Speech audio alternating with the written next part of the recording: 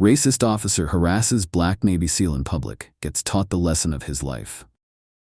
The Louisiana air hung heavy with humidity and the scent of jasmine as Sergeant First Class Jada Collins walked, her duffel bag a familiar weight on her shoulder.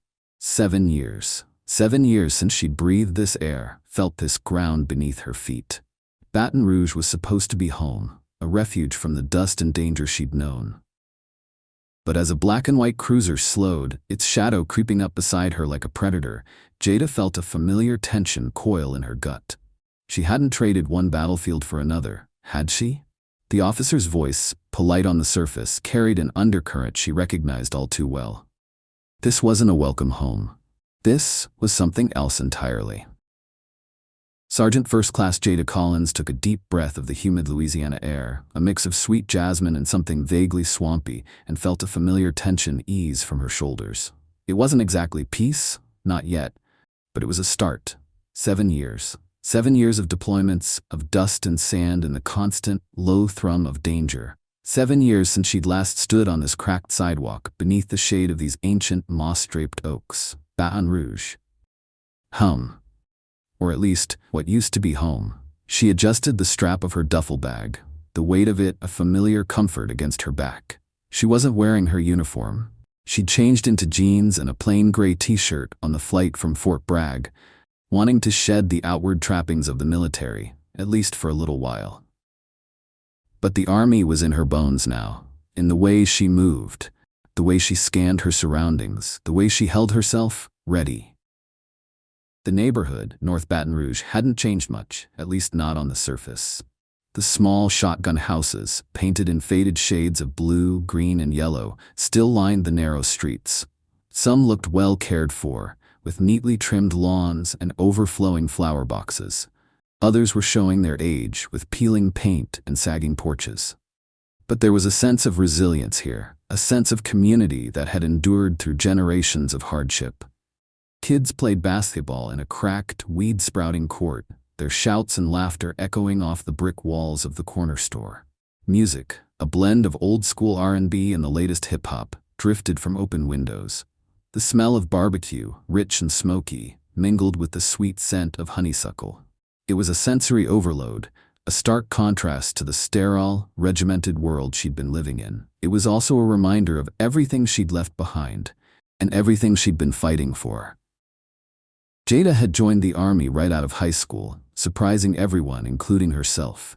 She hadn't been the military type. She'd been quiet, studious, more interested in books than boot camp. But she'd also felt a restless energy, a need to prove herself, to escape the limitations of her circumstances. Her father, a Vietnam vet, had discouraged her, warning her about the realities of war, the toll it took on the body and the soul. Her mother, a nurse who worked long hours at the local hospital, had simply sighed and said, "Do what you have to do, baby, but be careful." Jada had chosen the Rangers, the elite special operations force, drawn to the challenge, the rigor, the promise of pushing herself to her limits. She'd excelled in training, proving herself to be not only physically strong, but also strategically astute, a natural leader. She'd seen combat in Afghanistan, Iraq, and a few other places she couldn't talk about. She'd lost friends, seen things she could never unsee, and carried burdens that would stay with her forever. She'd earned medals, commendations, the respect of her peers. But she'd also learned that war was not a game, that it was messy, brutal, and often morally ambiguous. She wasn't sure what she believed in anymore, except for the soldiers she'd fought alongside, the bonds forged in fire. She was coming home now, not because she was finished with the Army, but because she needed a break. A real break. She'd been granted an extended leave, a chance to decompress, to reconnect with her family, to figure out what came next. She wasn't sure if she wanted to re-enlist, if she could handle another deployment. She was tired, bone-tired, and the thought of returning to that world filled her with a mixture of dread and a strange sense of longing. She was a soldier through and through. It was all she knew. But she was also a daughter, a sister, a friend, a woman who craved something more than the constant adrenaline rush of combat. She was hoping that coming home, even for a little while, would help her find some clarity, some peace. Her Aunt Clara's house was just a few blocks away, a small, yellow bungalow with a wide front porch and a swing that creaked in the breeze. Jada smiled, remembering the countless hours she'd spent on that porch, reading, talking, dreaming. Clara was her mother's sister, the closest thing she had to a mother now. Her own mother had passed away 5 years ago, while Jada was deployed in Afghanistan. She'd received the news in a terse, impersonal email, and the grief had hit her like a physical blow. She'd flown home for the funeral, a whirlwind of sadness and guilt, and then she'd gone back to war, burying her emotions beneath layers of duty and discipline. As she walked, Jada noticed the subtle changes in the neighborhood. A new convenience store had replaced the old hardware store. A vacant lot had been turned into a community garden. But there were also signs of neglect, of economic hardship. A few houses were boarded up, their windows dark and empty. The unemployment rate in North Baton Rouge was high, and the poverty rate was even higher. It was a community that had been overlooked, marginalized, often forgotten by the politicians and the power brokers downtown. But it was also a community with a strong spirit, a deep sense of pride, and a fierce loyalty to its own. Jada passed by the old corner store where she used to buy candy as a kid. Mr. Johnson, the owner, was still there, his hair grayer, his face more lined, but his smile just as warm. He recognized her instantly, his eyes widening in surprise. "Jada Collins, is that really you? Look at you, all grown up and in uniform." He chuckled, shaking his head. "Last time I saw you, you were knee-high to a grasshopper, begging for a lollipop." Jada laughed, feeling a warmth spread through her chest. "It's good to see you, Mr. Johnson. Still selling the best candy in town?" "You know it," he said, winking. "Come on in, I'll give you a piece on the house, for old time's sake." Jada hesitated. She was eager to see her aunt, but she also knew the importance of these small connections, these moments of recognition. "I'd love to," she said, "but I'm on my way to see Aunt Clara. I'll stop by later, I promise." Mr. Johnson nodded, understanding. "You do that, and tell Clara I said hello." As she continued her walk, a patrol car, moving slowly and deliberately, appeared behind her. Jada registered it automatically, a habit ingrained from years of heightened awareness.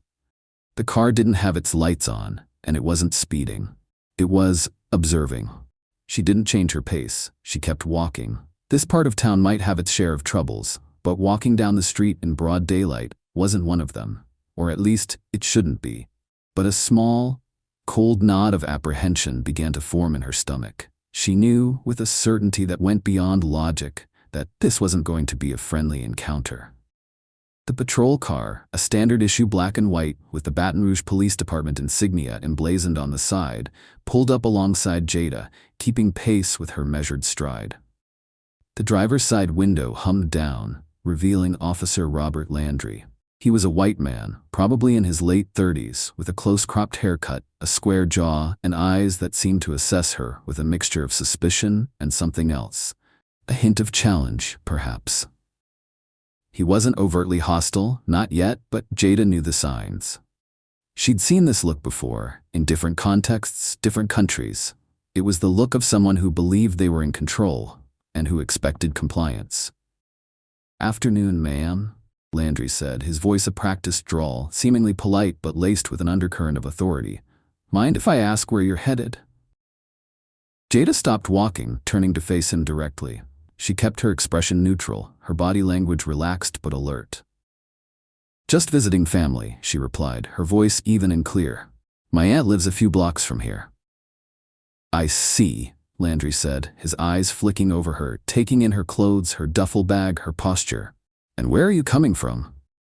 "The airport," Jada answered, offering no further information. She knew she wasn't legally obligated to answer his questions, but she also knew that refusing to cooperate, even on principle, could escalate the situation. She was choosing her battles carefully.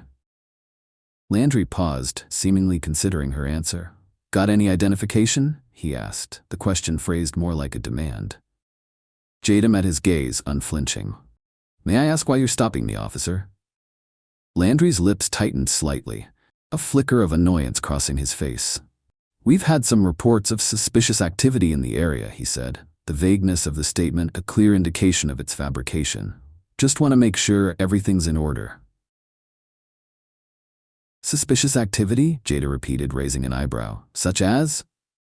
Landry shifted in his seat, his hand resting conspicuously near his holster. Loitering, he said, the word dripping with disdain. Acting suspiciously. Jada almost laughed. Loitering? She was walking down a public street in broad daylight in her own neighborhood. Acting suspiciously? By carrying a duffel bag? The absurdity of the situation was almost comical, but she knew there was nothing funny about it. This was a classic example of racial profiling, of a black person being stopped and questioned for simply existing. She'd fought for her country, put her life on the line, and yet she was still being treated like a criminal in her own hometown. Officer, she said, her voice calm but firm, I am not loitering. I am not acting suspiciously. I am walking to my aunt's house. I have done nothing wrong. Landry's eyes narrowed. I'm going to need to see some ID, ma'am, he repeated, his tone hardening. He clearly wasn't used to being questioned, to having his authority challenged. Jada hesitated for a moment, weighing her options. She knew she could refuse, demand to speak to a supervisor, escalate the situation. But she also knew that could lead to arrest, to a night in jail, to a legal battle that would consume her time and energy. She was tired of fighting. She just wanted to see her aunt, to relax, to feel, for a few precious days, like she was home. I have identification, she said, reaching slowly for her back pocket, making sure her movements were visible and non-threatening.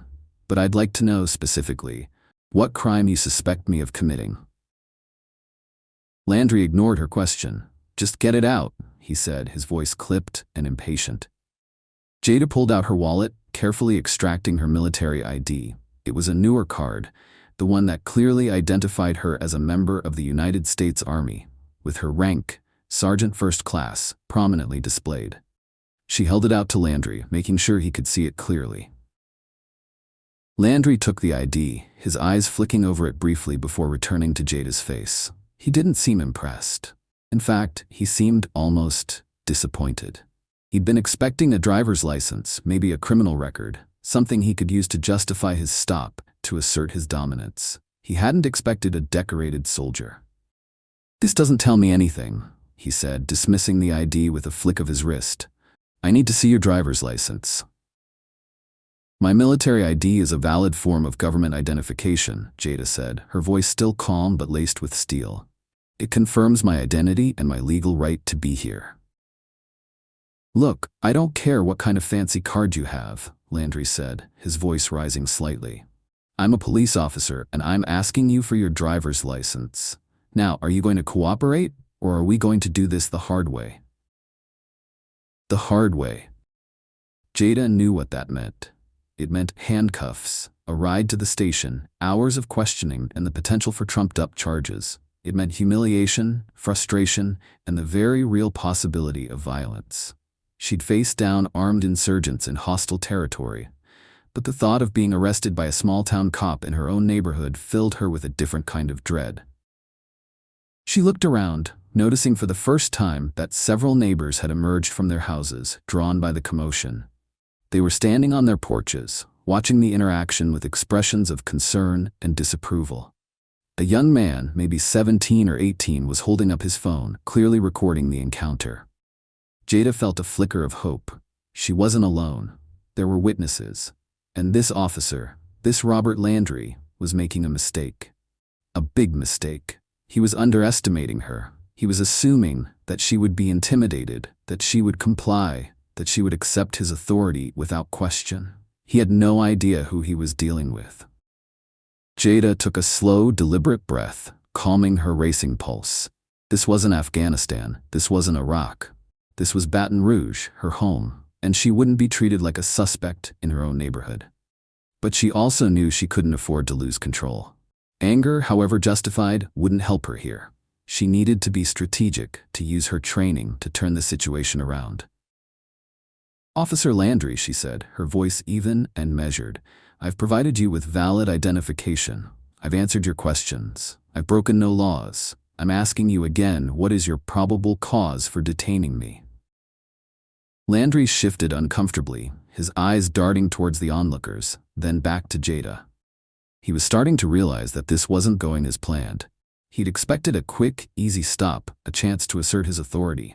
He hadn't anticipated resistance, especially not from someone who looked like someone who should be easy to intimidate. "You fit the description of a suspect in a recent burglary," Landry said, the lie coming out smoothly, practiced. It was a generic excuse, one he'd probably used countless times before. Jada raised an eyebrow.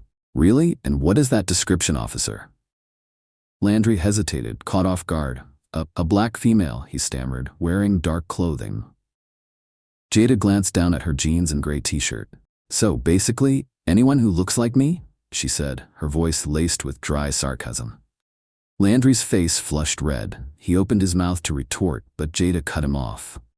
"Officer, I am a sergeant first class in the United States Army. I have served my country with honor and distinction. I am not a criminal, and I will not be treated like one." She spoke with quiet authority, her words carrying the weight of her experience, her training, her unwavering self-respect. She didn't shout, she didn't threaten, but her message was clear: she would not be bullied. She subtly shifted her stance, her weight balanced, her hands relaxed but ready. It was a subtle movement, almost imperceptible, but it was a clear signal to anyone who knew what to look for. She was prepared to defend herself if necessary. Years of hand-to-hand combat training, of dealing with hostile situations, had honed her instincts, sharpened her reflexes. She hoped it wouldn't come to that, but she was ready. She noticed the young man with the phone, still recording. He gave her a small, almost imperceptible nod, a silent acknowledgement of solidarity. Jada allowed herself a faint, fleeting smile. She wasn't alone. The community was watching, and that gave her strength. "Officer Landry," she said, her voice softening slightly, "I understand you have a job to do, but you're making a mistake. You're targeting the wrong person, and you're creating a problem where there isn't one." Landry, flustered and losing his grip on the situation, tried to regain control. "I'm just doing my job," he repeated, his voice lacking its earlier conviction. "I have the right to stop and question anyone I deem suspicious." "You have the right to reasonable suspicion, officer," Jada corrected him, her voice firm. "And looking like me is not reasonable suspicion. It's racial profiling, and it's illegal." She saw the flicker of doubt in his eyes. He knew she was right. He knew he'd overstepped, but he was also too proud, too stubborn, to back down. "I'm going to ask you one more time for your driver's license," Landry said, his voice tight with frustration. "And if you refuse, I will have no choice but to place you under arrest for obstruction." Jada held his gaze, unwavering. "And I'm telling you one more time, officer, that I have provided you with valid identification. I am not obstructing justice. I am exercising my rights." She knew she was walking a fine line, pushing him to the edge, but she also knew that backing down now would only embolden him, would reinforce his belief that he could get away with this kind of behavior. She had to stand her ground, not just for herself but for everyone in her community who had been subjected to this kind of harassment. The standoff continued, the silence punctuated only by the chirping of crickets and the distant rumble of traffic. The neighbors watched, their faces a mixture of apprehension and quiet support. The young man with the phone kept recording, his hands steady, his eyes focused. Then a new voice broke the tension. "What's going on here?" A second patrol car had pulled up behind Landry's, its lights flashing silently. A tall, black officer, Sergeant Michael Dubois, stepped out, his expression serious but calm. He looked from Landry to Jada, his eyes assessing the situation with a practiced gaze. Landry, visibly relieved to see his superior, started to explain, his voice a jumble of excuses and accusations. "Sergeant, this woman is refusing to cooperate. She's being evasive, uncooperative." Sergeant Dubois held up a hand, silencing him. He turned to Jada, his voice respectful. "Ma'am, can I see some identification, please?" Jada nodded and offered Dubois her military ID.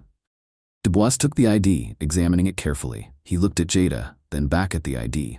He recognized the rank, the insignia, the significance. He saw a soldier, a leader, someone who deserved respect, not suspicion. "Sergeant First Class Collins," he said, his voice acknowledging her rank. He handed back her ID. "Is there a problem here?" Jada met his gaze, her expression calm but resolute. This officer stopped me for no reason, Sergeant. He accused me of loitering and acting suspiciously. He refused to accept my military ID and demanded my driver's license. He's been harassing me, and he's wasting your time." Dubois turned to Landry, his expression hardening. "Officer Landry," he said, his voice low and firm, "explain yourself." Landry, his bravado completely gone, stammered, trying to justify his actions, but his words sounded hollow and unconvincing. He knew he'd been caught, he knew he'd messed up, and he knew that the consequences were likely to be severe. He had targeted the wrong person, and now his career, his reputation, were on the line. The recording, he knew, would be everywhere. Officer Landry's attempts to justify his actions were pathetic, even to his own ears. He mumbled about suspicious activity, about fitting a description, about maintaining order, but his words lacked conviction. Sergeant Dubois listened patiently, his expression unreadable, but Jada could sense his growing disapproval. The presence of the onlookers, the silent judgment in their eyes, the unwavering gaze of the young man recording everything. It all added to the pressure on Landry, squeezing him like a vice. "So let me get this straight, officer," Dubois said, his voice calm but laced with steel. "You stopped Sergeant First Class Collins because she was walking down the street?" Landry shifted uncomfortably. She fit the description of a suspect we're looking for." "A suspect in what?" Dubois pressed. A burglary," Landry stammered, "from a few days ago." "And what was the description of this suspect?" Landry hesitated. "A black female wearing dark clothing." Dubois glanced at Jada's jeans and gray t-shirt.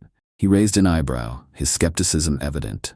"Sergeant First Class Collins is wearing a gray t-shirt, officer. And even if she were wearing all black, that's hardly grounds for a stop, let alone this level of harassment." Landry's face flushed a deeper shade of red. He opened his mouth to speak, but Dubois cut him off. "Did you run her military ID, officer?" Landry swallowed hard. I was about to, Sergeant." "You were about to," Dubois repeated, his voice flat. "After you accused her of loitering, demanded her driver's license, and threatened to arrest her for obstruction?" He paused, letting the weight of his words sink in. "Do you realize who this is, officer?" Landry shook his head, his eyes wide with a mixture of fear and confusion. Dubois gestured towards Jada.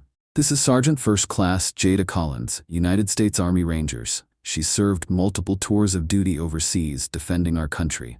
She's a decorated soldier, a leader, and you stopped her in her own neighborhood because she fit a description?" The color drained from Landry's face. He looked like he'd been punched in the gut. He finally understood the magnitude of his mistake. He hadn't just harassed an innocent woman. He'd harassed a veteran, a highly trained soldier, someone who deserved his respect, not his suspicion. He tried to say, "I didn't know," several times. The young man with the phone lowered it slightly, a smirk playing on his lips. The other neighbors who had been watching in silence began to murmur amongst themselves, their expressions a mixture of anger and vindication. Dubois turned to Jada, his voice softening. "Sergeant First Class Collins, I apologize for this officer's behavior. This is not how we conduct ourselves in the Baton Rouge Police Department. I assure you, this will be dealt with." Jada nodded, her expression still composed. "Thank you, Sergeant." Dubois turned back to Landry, his voice hardening again. "Officer Landry, I'm placing you on administrative leave, effective immediately. You will report to Internal Affairs first thing tomorrow morning, and you will surrender your badge and your weapon." Landry's shoulders slumped. He looked defeated, humiliated, his career hanging by a thread. He slowly reached for his badge, his hand trembling slightly. He unclipped it from his uniform and handed it to Dubois along with his service pistol. He didn't say a word. He couldn't. The onlookers watched in silence, the scene unfolding before them, like a slow-motion train wreck. They had witnessed an abuse of power, and they had seen it corrected, swiftly and decisively. It was a rare moment of accountability, a glimmer of hope in a system that often seemed to protect its own, regardless of their wrongdoing. As Landry walked towards his patrol car, his head hung low, the young man with the phone raised it again, recording his every step. The footage, Jada knew, would likely be online within minutes, shared across social media, becoming a viral symbol of police misconduct and the power of community vigilance. It was a small victory, perhaps, but it was a victory nonetheless. Dubois turned back to Jada. "Sergeant First Class Collins, again, I apologize for this incident. If you wish to file a formal complaint, I will personally ensure that it is handled promptly and thoroughly." Jada considered for a moment. She could press charges, pursue legal action, make an example of Officer Landry, but she was tired of fighting. She just wanted to go home. "Thank you, Sergeant," she said. "I appreciate that, but for now I just want to go see my aunt." Dubois nodded, understanding. "Of course, I'll have one of my officers give you a ride." "That won't be necessary," Jada said. "I can walk. It's just a few blocks." Dubois hesitated, then nodded again. "As you wish. But please, don't hesitate to contact me if you need anything." He handed her his card, and Jada took it, offering him a small, grateful smile.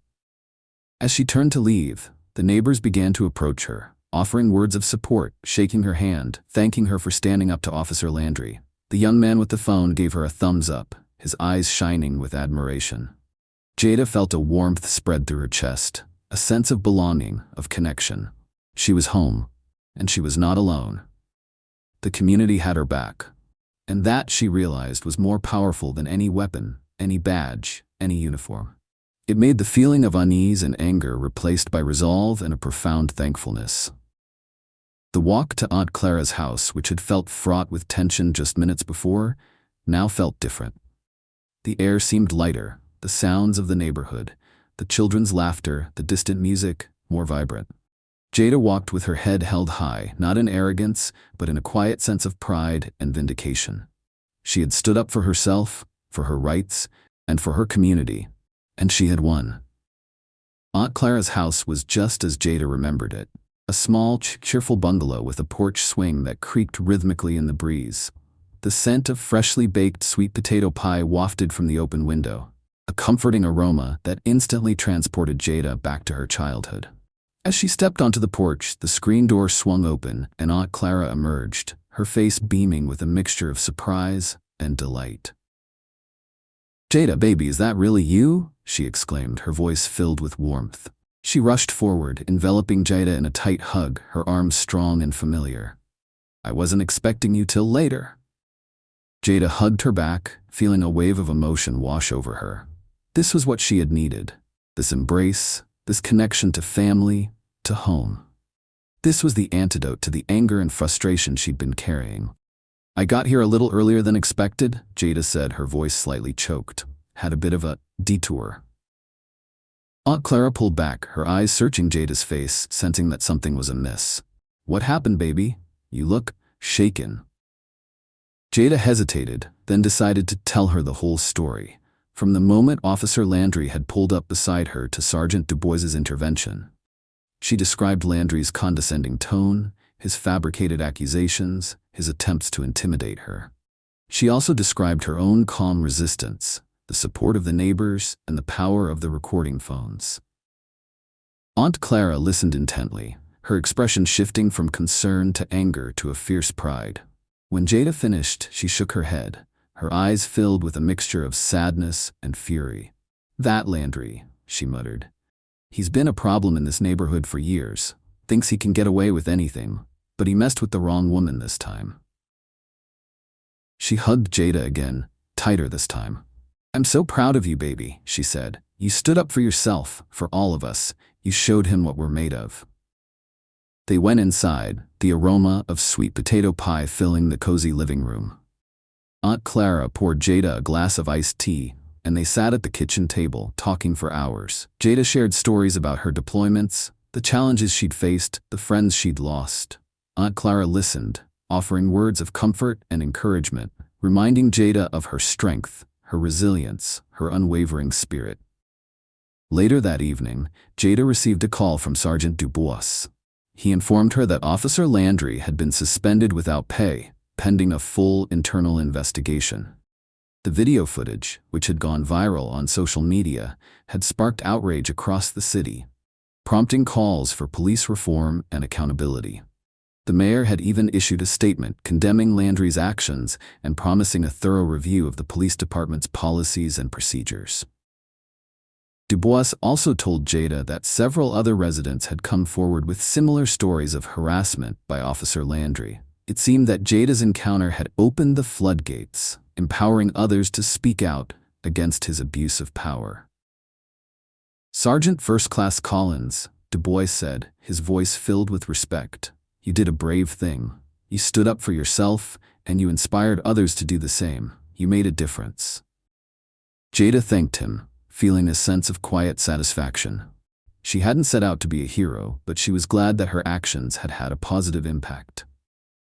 As she hung up the phone, Jada realized that this incident, while upsetting, had also been strangely reaffirming. It had reminded her of the importance of standing up for what's right, even when it's difficult, even when you're afraid. It had shown her the power of community, the strength that comes from knowing you're not alone. And it had reinforced her belief in the fundamental principles of justice and equality, the principles she had sworn to defend as a soldier. She thought about her father, the Vietnam vet who had warned her about the realities of war. He had also taught her about the importance of integrity, of courage, of fighting for what you believe in. She knew he would have been proud of her, not just for her military service, but for the way she had handled this situation. With grace, with dignity, and with unwavering resolve. She thought about her mother, the nurse who had worked tirelessly to care for others, often putting their needs before her own. She had instilled in Jada a deep sense of empathy, a compassion for those who were suffering, a commitment to making the world a better place. Jada knew that the fight for racial justice was far from over. There would be other Officer Landrys, other injustices, other battles to be fought. But she also knew that she was not alone. There were people like Sergeant Dubois, like Aunt Clara, like the neighbors who had witnessed her encounter and offered their support, like the young man with the phone, who were willing to stand up and speak out. And that, she realized, was what gave her hope. That was what made her believe that change was possible. That was what made her proud to be home. And she would keep fighting for that change. Life often presents us with unexpected challenges, moments where our values are tested and our courage is called upon. Like Jada, we may face individuals who misuse their authority or treat us unfairly. In those times, remember the power of calm strength and knowing your rights. Don't be afraid to stand your ground, but choose your battles wisely, using wisdom and discernment. Know that you are not alone. Community and connection offer support in unseen ways. Even seemingly small acts of resistance, fueled by integrity and a commitment to justice, can ripple outwards, creating lasting change. Hold on to your principles, for they are your truest compass, guiding you through life's storms.